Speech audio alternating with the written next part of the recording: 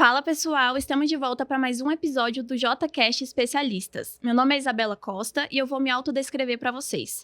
Eu sou uma mulher branca de cabelo preto, olhos castanhos. Hoje eu tô vestindo uma calça preta e uma camisa preta por cima. O tema de hoje é transformação educacional, tecnologia versus educação. A gente sabe que o sucesso profissional quase que inevitavelmente passa pela educação. Em um passado não tão pouco distante, a gente tinha meio que uma receita de bolo para o que é sucesso profissional. A gente sabe que a pessoa tinha que finalizar o ensino médio, conseguir um diploma na faculdade e ir para o mercado de trabalho.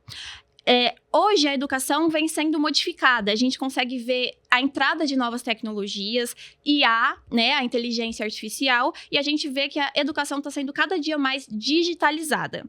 Para falar desse tema muito importante, a gente trouxe um convidado super especial. Ele é diretor de inovação na Claro, no Bion, ele é CNO da UStory e professor universitário. Estamos falando de Rodrigo Assad. Seja muito bem-vindo ao JCast. Oi, Isabela. Obrigado pelo convite para estar aqui no JCast. Deixa eu fazer minha autodescrição também. Sim. Eu tenho 1,70 m, já tive mais cabelo, está caindo bastante, infelizmente. Ultimamente eu estou no Projeto Bombeiro. O que significa o Projeto Bombeiro? Minha filha disse que todo bombeiro era grande e forte, eu estava barrigudo, né? Então, estou tentando emagrecer, estou chegando lá. Sou branco, estou vestindo uma camisa branca e uma calça jeans. Perfeito. Já vou aproveitar e pedir para você contar um pouquinho da sua trajetória, como que você chegou até aqui. A gente sabe que você é diretor do Bion, hoje atualmente na Claro. E, além disso, também empreendedor, professor universitário. Conta pra gente um pouquinho da sua história. Tá. Bom, eu sou filho de professores universitários, né? E essa questão da academia sempre teve muito presente. Meu pai, minha mãe, os dois fizeram mestrado, doutorado, os amigos, né? Na infância, você via ali aquele grupo de amigos mais próximos da universidade. Então, isso sempre fez muito parte do meu dia a dia. Então, quando eu me formei, eu optei por fazer um mestrado. Me formei em ciência da computação, optei por fazer um mestrado. Só que eu fui fazer mestrado em Recife. E uma das características que hoje está muito comum na área da tecnologia, como você mencionou, e em Recife é uma coisa que está muito forte, é que as universidades elas entenderam que a proximidade com a indústria, ou seja, com o mercado, ele faz sentido. Isso é uma coisa que você vê muito no Vale do Silício, você vê isso agora em Portugal crescendo, você vê muito na Irlanda, são mercados onde você começa a ver universidades muito próxima, né? Ou seja, a universidade resolvendo os problemas da sociedade e não ela criando problemas que ela acha que a sociedade tem para ela resolver. Então, eu dei essa sorte, fui fazer mestrado em Recife. Nesse mestrado, eu comecei a trabalhar no CESA. Não sei se já ouviram falar, o CESA é Centro de Estudos Sistemas Avançados do Recife. Eu não sei se ainda é, mas na época era o maior instituto de pesquisa privado, né? Na verdade, os institutos de pesquisa eles são OCIPs, né? Então, é o maior instituto nessa categoria, a gente chegou a ter 1.000 e tantas pessoas. E aí o CESA, eu fui subindo, o CESA chegou a ter o que eles chamam de especialistas, né? Tinham 7, cada um numa área, e a gente estava passando por uma questão interessante sobre a inovação. A inovação ela tem ciclos. E se você olha na literatura, normalmente uma empresa ela tem que a cada 15 anos se recriar. Então, um exemplo que eu cito muito, é muito forte, eu vejo isso na Microsoft. Os produtos delas deixam isso. Começou o Windows, depois veio o Office, né? E aí, depois do Office, você começa a ver a Azure e agora desandou. Mas são ciclos longos, né? Você começa a ver Facebook e outras empresas com ciclos mais curtos. Sim. Mas são, no máximo, 15 anos. E a gente estava preocupado com isso. Então, eu submeti um projeto, cada um especialista foi provocado a submeter um projeto, e aí eu submeti um projeto de uma plataforma de armazenamento de dados peer-to-peer, né, para aproveitar o espaço sobrando nas máquinas. Surge a UStore, que é a empresa que você falou, UStore, você armazena. E aí eu era um aluno que, assim, quando eu submeti esse projeto, iniciei um doutorado. Então eu era um aluno de doutorado muito feliz, eu era um aluno de doutorado que tinha R$1,5 milhão de projeto de pesquisa, depois eu consegui mais R$1 milhão. Então, se eu não conseguisse fazer algo que prestasse, eu era um total incompetente, certo? Era a única coisa que eu sabia. Tinha aluno para trabalhar comigo, tinha infraestrutura e etc. Então, surge a UStore. A UStore faz um spin-off do CESA. E aí, a gente começa a entender bastante dessa questão de cloud, gestão de cloud. e surge um projeto estratégico para o governo brasileiro. E a gente submete esse projeto junto com a Embratel e a gente ganha. Na época era o maior contrato de cloud do Brasil. Eu acho que esse contrato ele foi um marco para o governo brasileiro para a adoção de cloud. E aí a gente vai junto. A Claro olha para a YouStore e faz, poxa, isso aqui tem um valor para a gente. E aí eles fazem um investimento na YouStore. Quando termina o investimento, e eu, professor, com essa história acadêmica, na YouStore a gente tinha tudo isso, eles me chamam para assumir o Bion. Então essa é a minha história até aqui. Muito bacana. E hoje o que você faz em cada uma dessas responsabilidades? O que você faz, assim, resumidamente, como diretor no Stone e como professor? Tá. Como diretor do Bion, o nosso papel principal é procurar uma maneira de fazer ventures. A gente quer comprar novas startups, a gente quer procurar empresas, se aproximar do ecossistema de inovação, institutos. Então, a gente tem 4 pilares. Um pilar é o pilar de venture, né, de startups. Um pilar é um pilar de open innovation. O outro pilar é um pilar de funding, tentar captar recursos, que nem esses que eu citei que deu origem na YouStore. E um outro pilar que é tentar fazer uma comunidade onde eu consiga levar isso ao mercado. Então, como Bion, a gente tem esse papel olhando tanto para dentro quanto para fora na Claro. Na YouStore, ela foi incorporada dentro de soluções digitais. Tem uma BU de cloud e a gente está dentro dessa BU de cloud. Então, eu continuo tocando a operação da YouStore e definindo a estratégia. Como professor, eu ainda estou lá na universidade. É algo que, para mim, é muito legal, porque eu estou do lado dos alunos, é uma maneira de você recrutar, de você entender essa dinâmica, a história da geração Z, geração Y, eu vi todas elas passando na minha frente. Bacana. E eu pretendo voltar a fazer pesquisa. Eu parei de fazer pesquisa há um tempo atrás. Esse ano eu estou começando a voltar a ter alunos de mestrado e doutorado. Muito bacana. Você ministra as aulas presencialmente?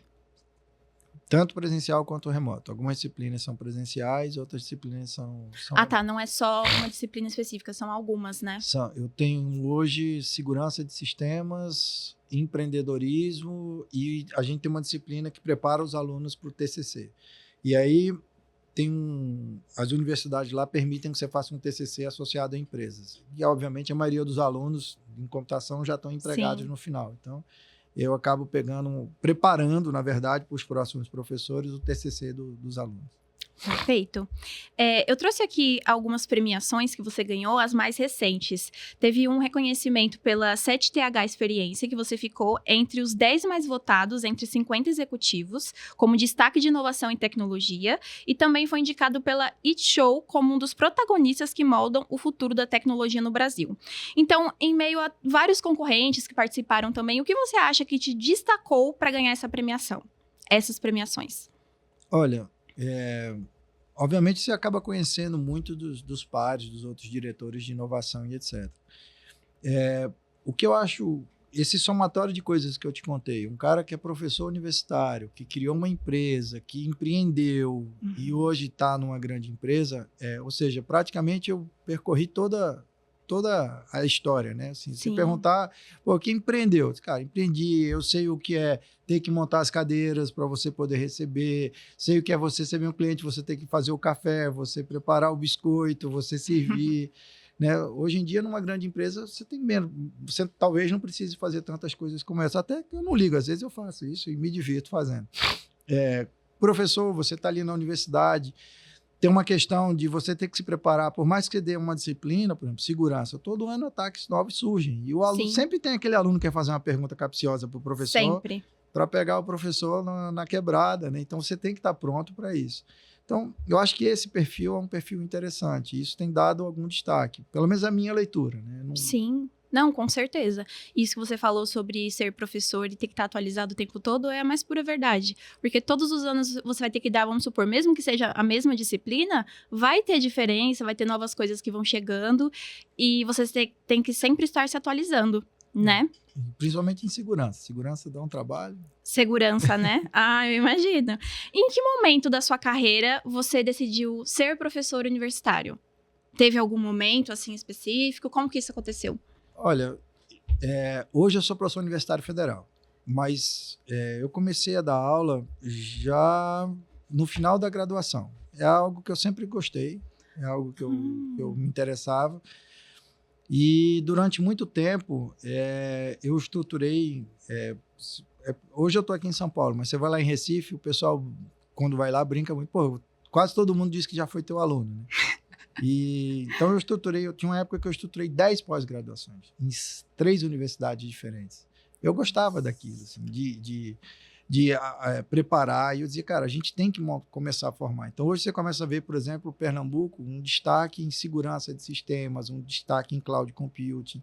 Esse trabalho começa lá atrás. Sim. E não é um trabalho só de Rodrigo Assad, pode só falar um pouco do ecossistema lá. O pernambucano ele é muito barrista, né? Não sei se vocês já viram isso, mas a gente tem o maior ou o melhor de tudo. Então, a maior avenida reta em linha da América Latina está lá em Pernambuco. Você tem uma ideia do barrismo que tem lá. O carnaval, você vê todo mundo com a camisa de Pernambuco. Todo mundo sabe cantar o hino do estado. Então, a gente entendeu nessa questão da mão de obra, da formação de mão de obra, que a gente precisava formar a mesma quantidade de alunos que São Paulo. Isso foi uma decisão tomada no ecossistema lá de Pernambuco. E aí você vê todo mundo, universidade, professores, empresas, governo, atuando para isso. Então, hoje, por exemplo, tem um programa chamado Embarque Digital, que é um programa da prefeitura, que você pega alunos que não têm condição de estudar. Aí esses alunos, eu como empresa, submeto temas para eles trabalharem. A prefeitura paga uma bolsa. As universidades têm um acordo com a prefeitura, então recebe esses caras numa condição mais favorável para eles. Resultado disso é que a gente já está, se eu não me engano, com 50% da capacidade de formação que você vê aqui em São Paulo. A gente tem mais cursos de mestrados do que São Paulo. Muita coisa. E você vê, é uma cidade muito menor. Por quê? Porque a gente acreditou que precisa. A formação, a gente tem que ter gente, principalmente em TI. Então, não foi só eu sozinho. Parece que sou eu um louco que comecei a ter 10 pós. Não, todo mundo fazendo o seu. Vem gente de fora estudar lá, de outras cidades, ou é pessoal mais local mesmo? Muita gente na região, João Pessoa, Maceió, Natal, Caruaru, né? Acaba indo para lá. Se destacou muito nesse sentido. Sim, perfeito. E o que te motiva a se manter professor hoje? Porque eu entendo que o desafio de ser diretor é grande. O que te motiva a continuar? Olha, eu vou responder no melhor estilo pernambucano. Dar aula é uma cachaça. É a minha diversão. Aquilo ali é legal. Então, eu gosto. Você realmente gosta. Desliga a cabeça. É algo que... Enfim, é algo que faz bem. Aquilo que faz bem e dá para fazer ainda. Enquanto der, eu vou continuar fazendo. Perfeito.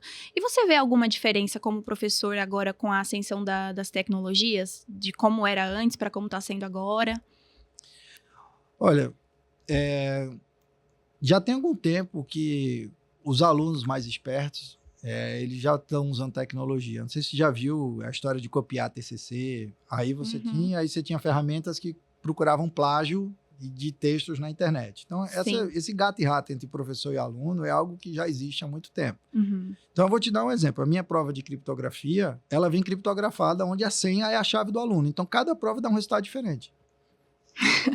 Podem copiar. Eu dou, aplico a prova e saio da sala. Tipo de professor que todo aluno gosta. Você vai lá. Então, você tem que ser criativo tanto quanto seus alunos são. Sim. Né? Com a inteligência artificial, isso agora está potencializado. Mas se a gente souber usar a inteligência artificial a nosso favor, né, se você passa um trabalho de pesquisa, o cara vai fazer e a IA vai responder para você e vai te entregar o trabalho. Então, o desafio do professor novo agora não é mais cobrar um exercício de um aluno, é o aluno provar que ele aprendeu a pensar. Ele tem que aprender a fazer o prompt, que faz a pergunta. Se ele aprender a fazer o prompt... Era isso que eu ia te perguntar agora. Eu ia falar se você tinha percebido alguma diferença nos alunos, como você já dá aula há um tempo, nessa questão de raciocínio lógico, de criatividade, porque muitos alunos hoje estão usando IA para tudo, até para pensar.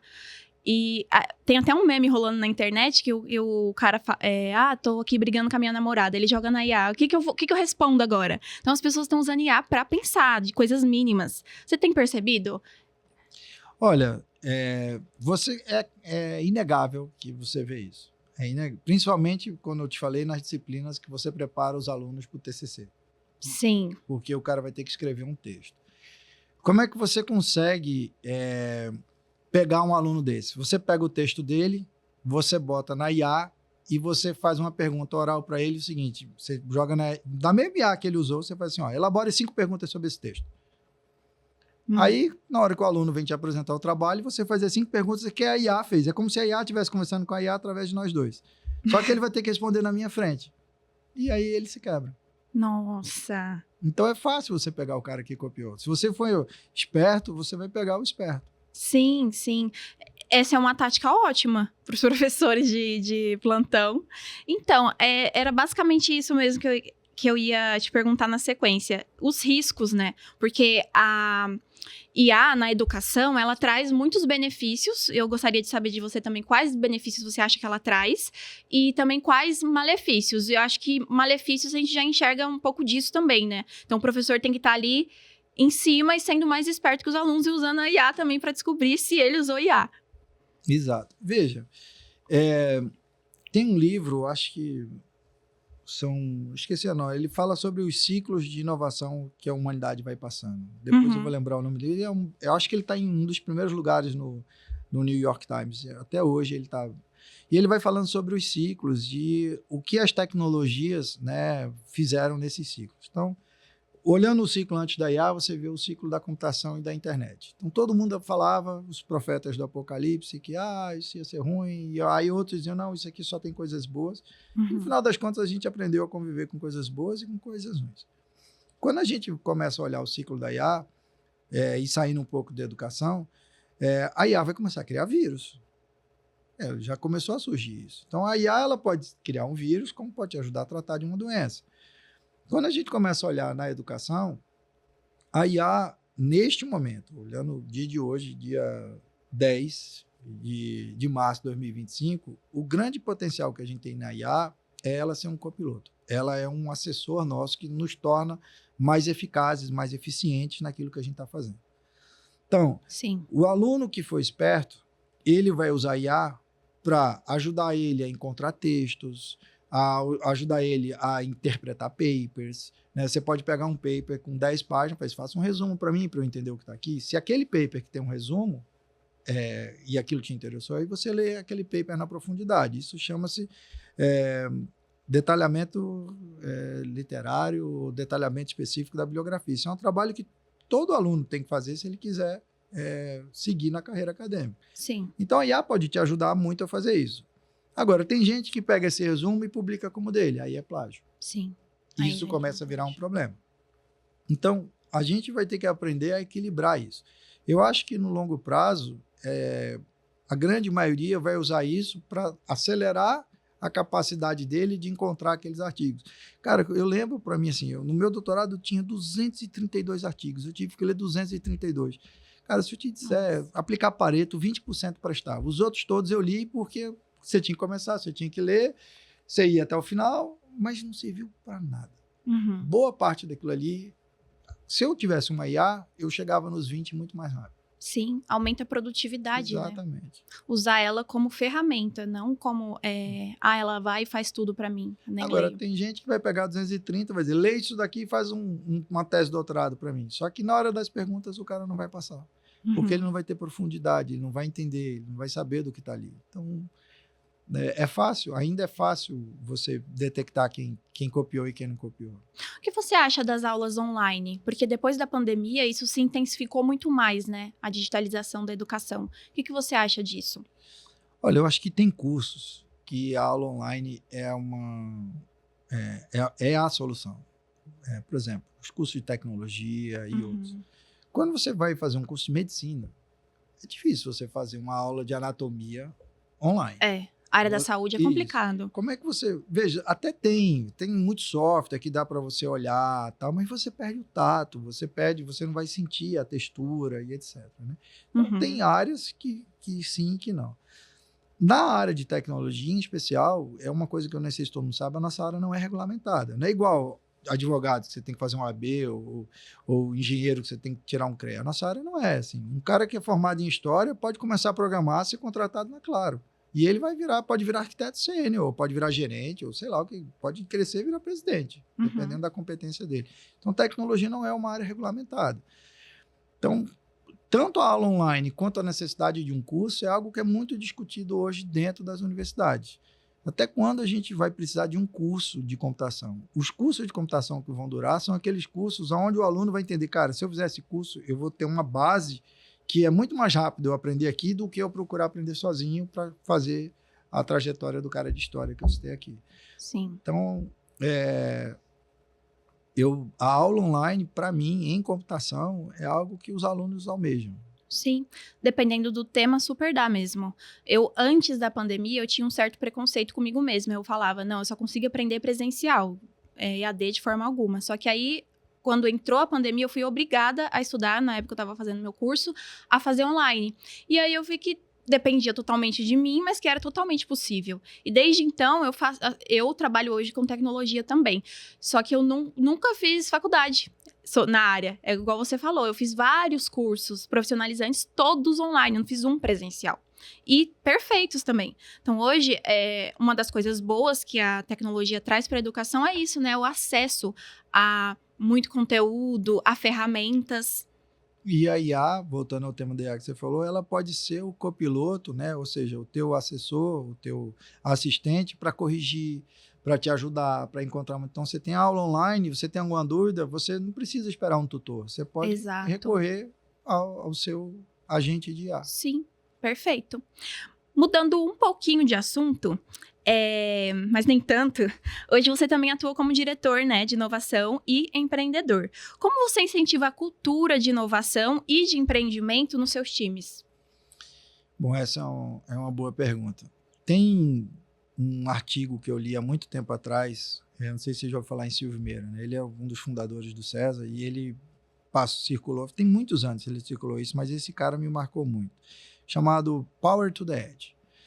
Que é a estratégia do governo americano, do exército americano, na verdade, quando ele, após a guerra do Vietnã, ele percebeu que os soldados que estavam nas pontas, eles ficavam esperando uma decisão do centro. E aí muitos deles, você perdia a comunicação e muitos deles acabavam morrendo. Então eles entenderam o seguinte, cara, eu tenho que dar poder às pontas, que as pontas tomem decisão, independente do centro. Quando o centro não estiver disponível para tomar a decisão, as pontas têm que conseguir raciocinar e ser autônomo para tomar a decisão. E o centro não pode achar ruim. E eu procuro aplicar isso.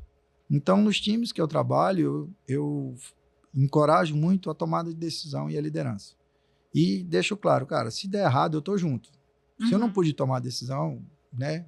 E aí você tem uma discussão interessante sobre liberdade e libertinagem. Eu estou dando, na verdade, liberdade. Não é a libertinagem de fazer o que quiser. Sim. As pessoas têm que entender a liberdade do que elas têm que fazer. Então, eu acho que quando você começa a falar de empreendedorismo dentro de uma empresa, você está falando muito de estimular as pessoas que estão na ponta a procurar problemas que elas sabem que existem, porque quem mais entende de um problema que você está vivendo é aquele cara que está ali na ponta. Não sou eu que estou aqui no Bion. É o cara que está trabalhando lá no IKEA, né? Que está ali recebendo, tem os clientes que tem. Ele sabe qual é a dor que ele tem. O cara que vai dizer a fronteira do problema é esse cara, não sou eu. O cara do comércio eletrônico, o cara que cuida do sistema de folha de pagamento. Então, se você começa a estimular esses caras e estimulá-los e mostrar para eles, cara, o poder está em você entender, você procurar uma solução e ensiná-los como é que acha o valor da solução, porque esse é o problema hoje em dia, né? É entender o benefício. Hoje uma pessoa me ligou lá, não, porque eu queria fazer isso. Eu disse, tá, mas qual é o benefício? Não, mas eu só quero fazer uma POC. Eu disse, cara, você vai fazer uma POC, você vai gastar dinheiro da empresa e etc. Qual é o benefício? Mesmo que seja uma POC, você está gastando tempo. Sim. Então, quando você começa a ensinar as pessoas isso, elas começam naturalmente a trazer soluções que têm valor. E aí você vê o empreendedorismo nascendo. E a consequência do empreendedorismo é a inovação, porque esses caras estão na borda. Como eles estão na borda, eles vão ter que encontrar soluções que muitas vezes não estão prontas. E aí força eles a criar. Então, se você monta uma esteira dessa e vai trabalhando numa construção de longo prazo, isso funciona. Sim. Tem algum... eu entendo que seu time olha para isso diariamente, para inovação. Tem algum tipo de incentivo para outras áreas também inovarem? Na verdade, a gente é só o gestor da inovação, né? Isso é uma coisa que a gente coloca muito. Não é a inovação centralizada, como se a gente fosse os capazes de inovar, não. Pelo contrário, a gente, na verdade, tem que fazer esse trabalho, que é estimular, dar os eletrochoques em todas as áreas a pensar diferente, a procurar soluções, a entender o que está doendo. Então, esse é o papel do Beyond dentro da Claro. Cada um, né, ou seja, Open Innovation. Muitas vezes, muitas áreas chegam para a gente, essa frase ficou até feia, mas muitas áreas chegam para a gente e fazem assim, eu quero encontrar uma solução. Vou dar um exemplo. Preciso de uma solução para melhorar a eficiência de bateria. Cara, vamos procurar startup. Encontramos professor universitário, encontramos startup, encontramos de tudo. É uma torre de Babel de soluções. Uhum. Então, a gente vai lá, lança esse desafio no mercado. Ao passo que uma das coisas que funcionou na bateria foi a gente fazer um algoritmozinho com IA para otimização da distribuição das baterias. Funcionou para caramba também. Então, tem gente atuando em todas as áreas, olhando para dentro, olhando para fora, procurando. Tem áreas que chegam, olha, não tenho dinheiro, mas eu acho que isso aqui tem resultado, está aqui o benefício. Se fizer, a gente vai ter uma economia de tanto. Vamos procurar dinheiro. Vamos ver o que tem disponível de financiamento, o que tem de edital. E aí a gente vai. Muito bom. E se a gente fosse falar de inovação e empreendedorismo para não ambiente corporativo, para esses jovens que estão assistindo a gente, para o pessoal que às vezes quer iniciar, mas não sabe como, quais dicas você deixaria para quem quer olhar para inovação e empreendedorismo? Olha, uma coisa que eu falo para todo mundo é: inovação não é sorte. Sorte é competência com oportunidade. Então, se você quer inovar, você tem que identificar a oportunidade no tempo certo e ter a competência para fazer isso acontecer. Isso é sorte na inovação. Muitas vezes, o que eu vejo é uma mistura muito romântica, muito ingênua. Não sei se você já ouviu falar no projeto 1%. Né? Se eu fizer isso aqui, tiver 1% desse mercado, eu vou ficar milionário. Então, o mercado é de 1 bilhão, se eu tiver 1%, vou ter 10 milhões de reais. O cara faz esse desenho, tomando uma com um amigo dele no final de semana, rabisca num pedaço de papel, no outro dia ele já está olhando lancha, porque ele vai comprar, ele já está certo que ele vai ficar rico, que a ideia dele é revolucionária. Ele sequer tentou botar essa ideia para funcionar. Sim. Né? Uma boa ideia vale $1, uma boa ideia implementada vale bilhões. Então, o espaço entre ter uma boa ideia e implementar uma boa ideia, ele é longo. E aí, embaixo do iceberg, quando você olha, ele é complicado. Uhum. E aí eu digo, quem é que não quer dormir? Porque você não dorme. Lembra, você é o cara que faz tudo. Então, quando dá problema, o celular que toca é o meu. Você está começando. Você não tem um time de suporte para te atender, quando o cara quer ligar na empresa para dar um esporro em alguém, não tem ninguém, ele vai ligar para você. Né? Então, nem todo mundo entende que você não vai dormir, nem todo mundo não entende que você vai ter que demitir pessoas, nem todo mundo entende que é muito difícil convencer que a sua ideia é boa. Né? Você vai ter... É um processo artesanal explicar aquilo que você está começando. Né? Não é um processo fabril ainda. Sim. Não é igual chegar na farmácia e me dar 2 Dorflex. Não é assim. O cara... E testar, né? Exato. Então, o cara vai ter que se convencer. Então, é uma jornada muito longa. Então, a minha dica para quem quiser empreender, quem quiser trabalhar com inovação, entenda que isso é uma jornada, é uma escolha. Tem uma série de renúncias que você tem que fazer. Não adianta querer empreender, tomar cachaça no final de semana, ver jogo de futebol, estudar. Não, você tem que focar naquilo, você tem que ver o que você quer fazer, se dedicar àquilo ali. Né? Então, quem quiser, o que eu acho é gratificante pra caramba, é muito legal quando você roda esse ciclo todo. Sim. Mas ele é suado. Sim, eu li um livro de Napoleão Hill que falou exatamente isso, que as pessoas que mais fizeram sucesso na vida, ele citou quantas vezes, eu não lembro. Erraram 40 vezes, na 41 deu certo. Então, olha a resiliência de uma pessoa dessa. Tem que ter muita resiliência e persistência, né? Testar. Eu vi você falando bastante sobre testes, né? Testes rápidos. Fail fast. Explica pra gente um pouco como que funciona isso no dia a dia. A construção do desconhecido é imperfeita. Você está querendo trabalhar com inovação, você não sabe o que você está construindo. Você tem uma ideia, é igual, de novo, eu uso muitos jargões lá no Nordeste porque fica engraçado e eu mesmo começo a rir antes de contar as piadas, mas parece igual tanger boi, sabe? Ops, bora por aqui. Você não sabe o que você vai fazer, você sabe que é por ali. Sim. Né? Sai muito, você, volta para cá. É isso que você está fazendo. Uhum. Então, você, muitas vezes, como você falou, você vai num caminho e você vai bater na parede. Você tem que ser muito rápido e identificar que você vai bater na parede, voltar e começar de novo. Você ficar tentando atravessar a parede o tempo todo, dando cabeçada, você só vai machucar a tua cabeça.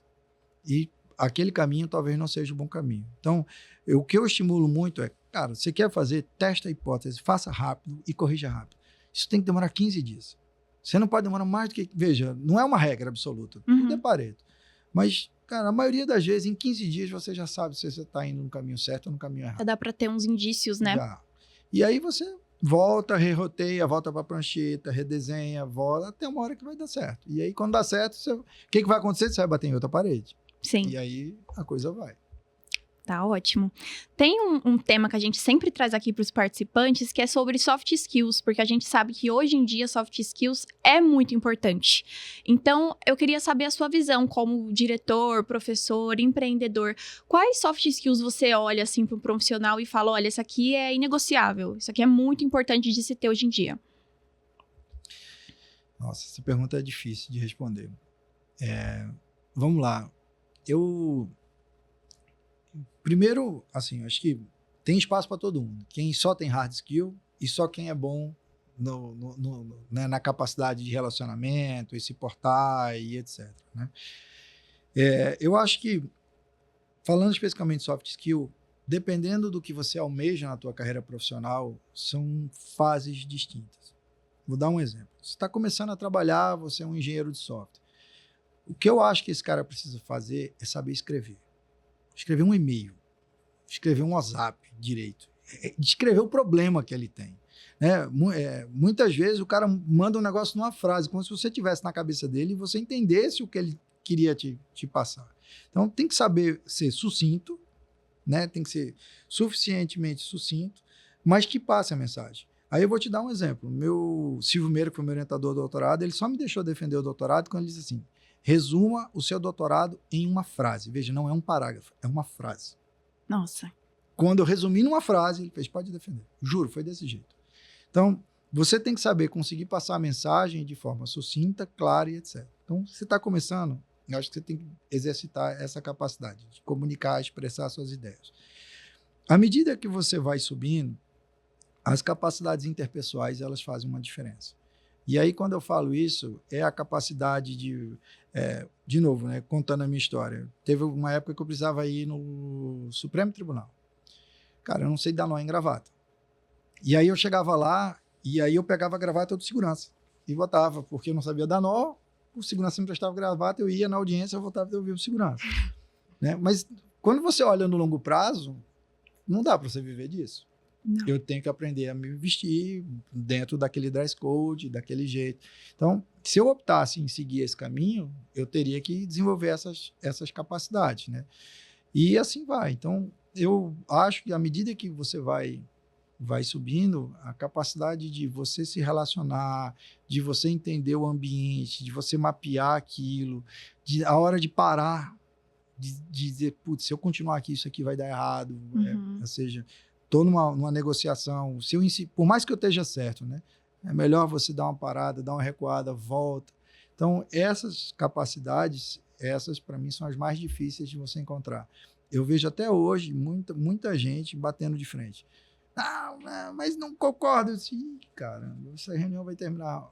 Sim, sim. Às vezes você tem que ter um pouco de inteligência emocional. Não é nem que você concorda, mas talvez não seja a hora de discutir aquilo. Dá uma freada, espera, volta. Você vai ter uma segunda chance de conversar. Sim.